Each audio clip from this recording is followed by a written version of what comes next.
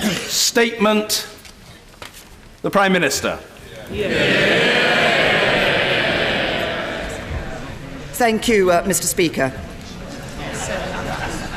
Today, the government acts on the democratic will of the British people, and it acts too on the clear and convincing position of this House.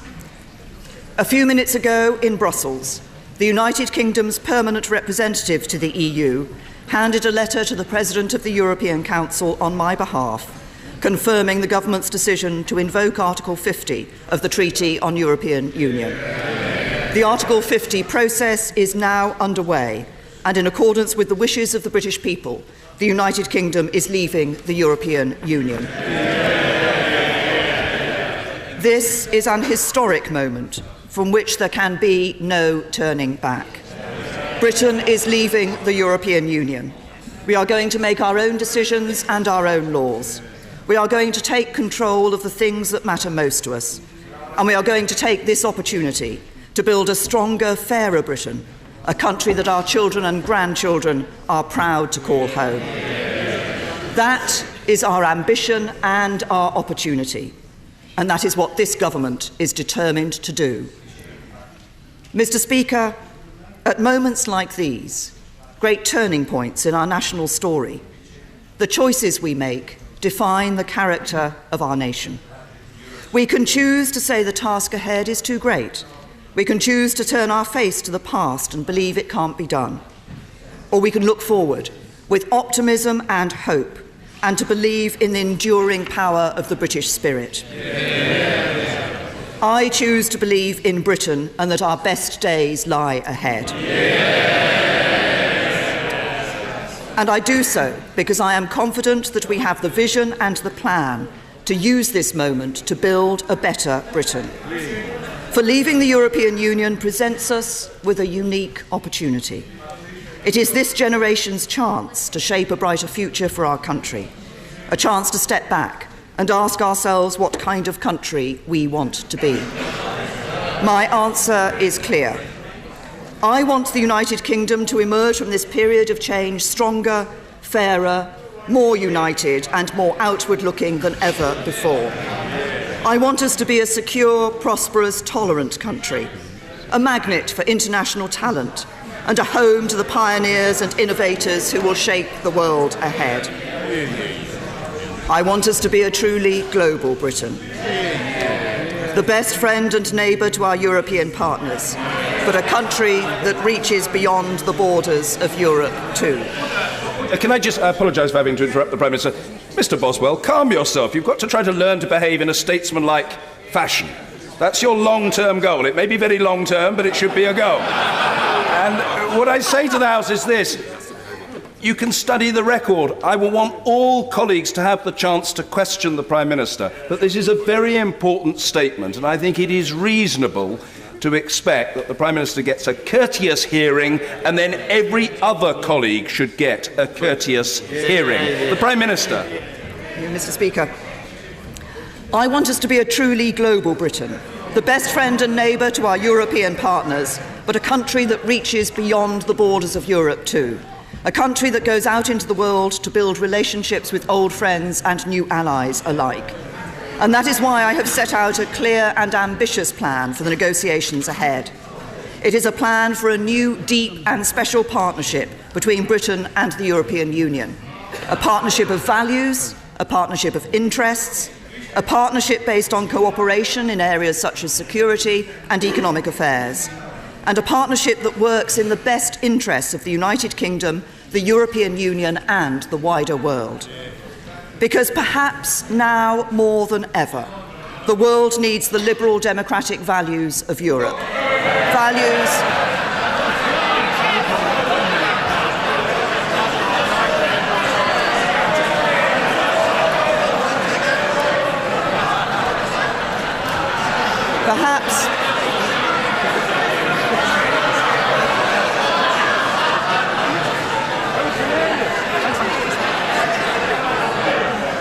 Perhaps now more than ever, the world needs the liberal democratic values of Europe Values that the United Kingdom shares.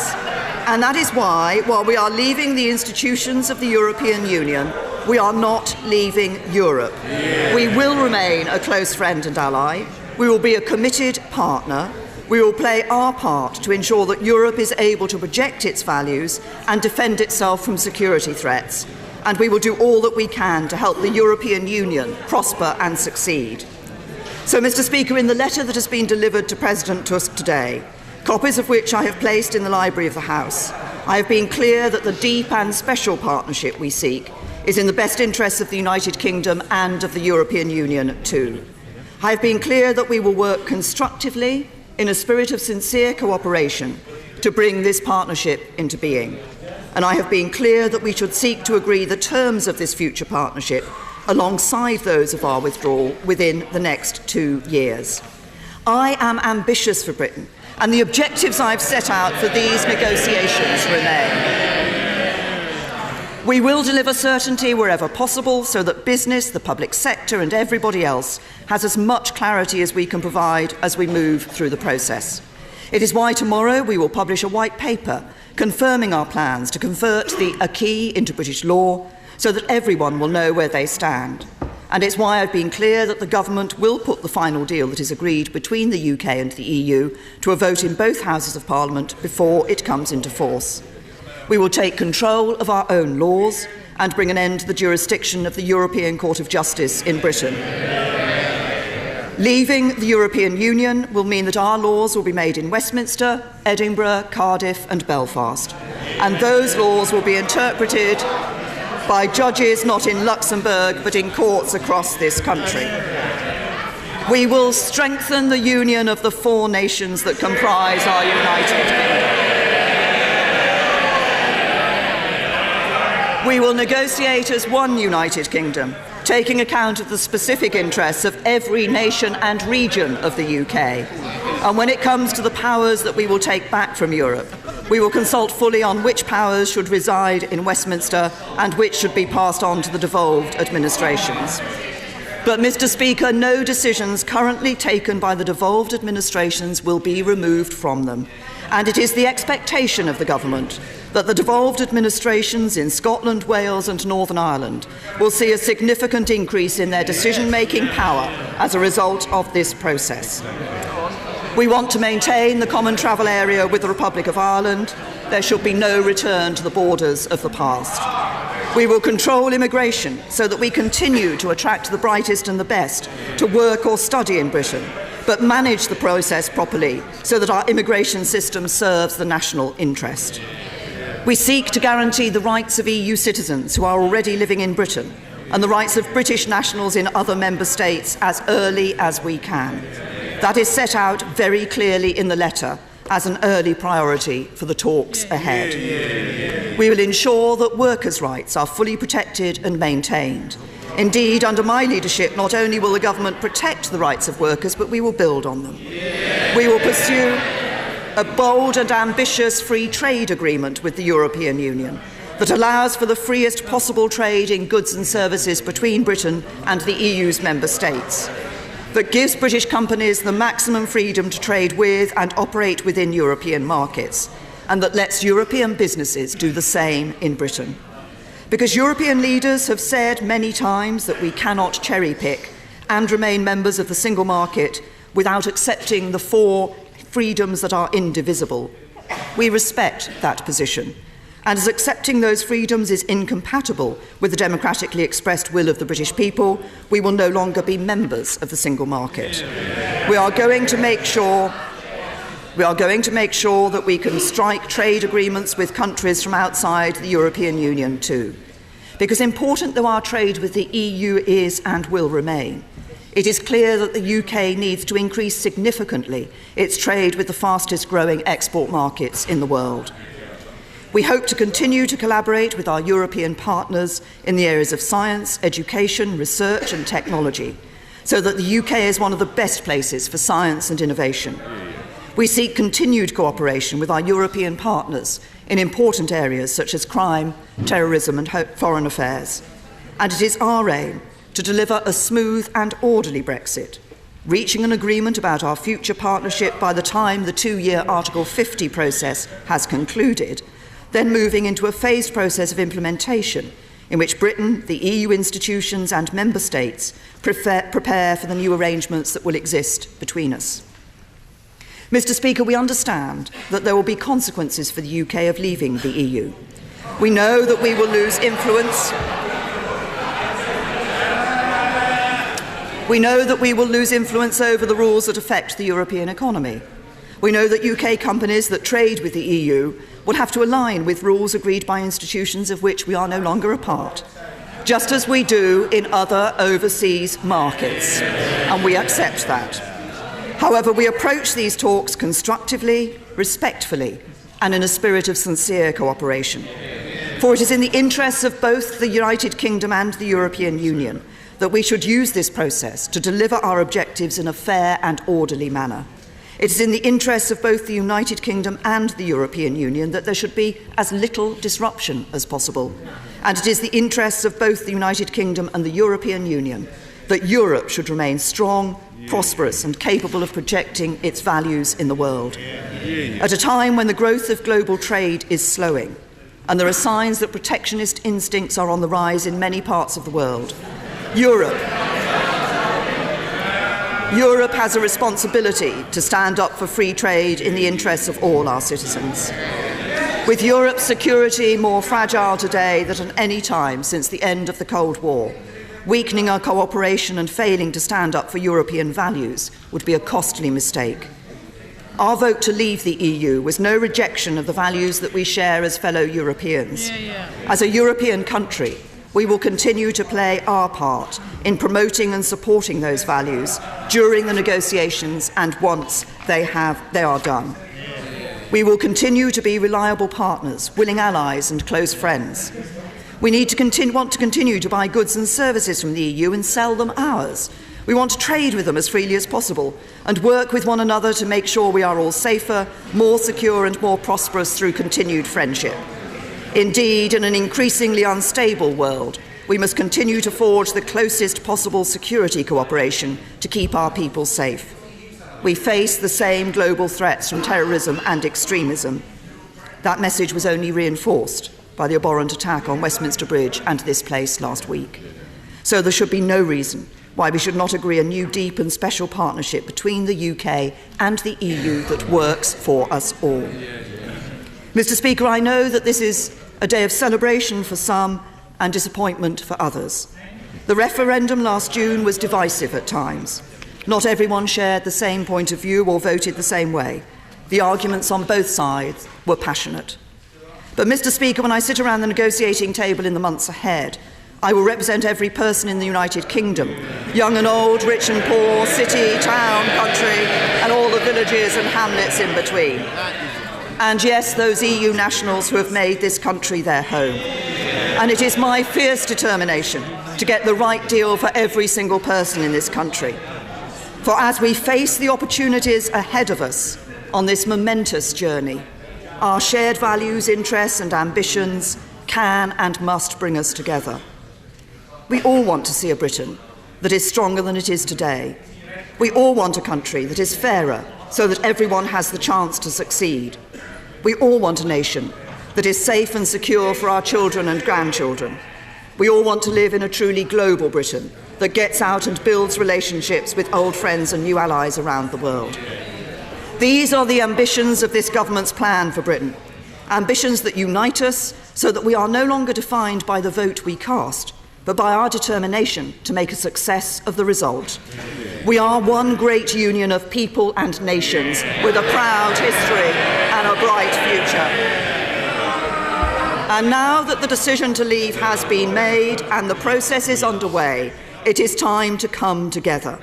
For this great national moment needs a great national effort, an effort to shape a stronger future for Britain. So let us do so together. Let us come together and work together. Let us together choose to believe in Britain with optimism and hope. For if we do, we can make the most of the opportunities ahead. We can together make a success of this moment. And we can together build a stronger, fairer, better Britain a Britain our children and grandchildren are proud to call home. I commend this statement to the House.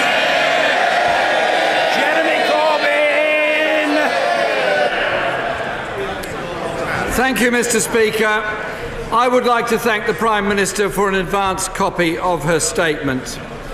Today, we embark on the country's most important negotiations in modern times. The British people made the decision to leave the European Union, and Labour respects that decision. The next steps along this journey are the most crucial.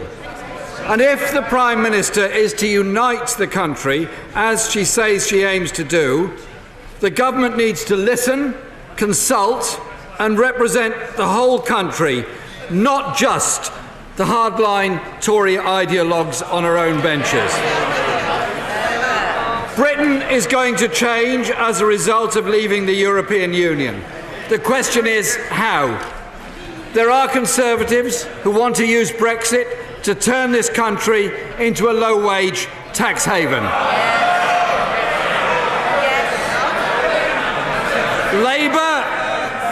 Labour is determined to invest in a high-skill, high-tech, high-wage future to rebuild and transform Britain so that no one and no community is left behind.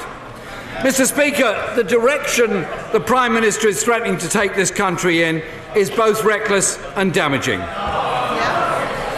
And Labour will not give this government a free hand to use Brexit to attack rights, protections and cut services, or create a tax dodger's paradise. So let me be clear, Mr. Speaker. The Prime Minister says that no deal is better than a bad deal. But the reality is, no deal is a bad deal. Less than a year ago, the Treasury estimated that leaving the European Union on World Trade Organization terms would lead to a 7.5% fall in our GDP and 45 billion loss of tax receipts. Has the Treasury updated those figures, or do they still stand? If updated, can they be published? If not, what deal could be worse than those consequences of no deal? It would be a national failure of historic proportions if the Prime Minister comes back from Brussels without having secured protection for jobs and living standards. So we will use every parliamentary opportunity to ensure this government is held to account at every stage of the negotiations. Mr. Speaker, we all have an interest in ensuring the Prime Minister gets the best deal for this country. To safeguard jobs, living standards, we do need full access to the single market. The Secretary of State for exiting the EU seems to agree on this. He stated in this House on the 24th of January, the government plan is, and I quote, a comprehensive free trade agreement and a comprehensive customs agreement that will deliver the exact same benefits as we have.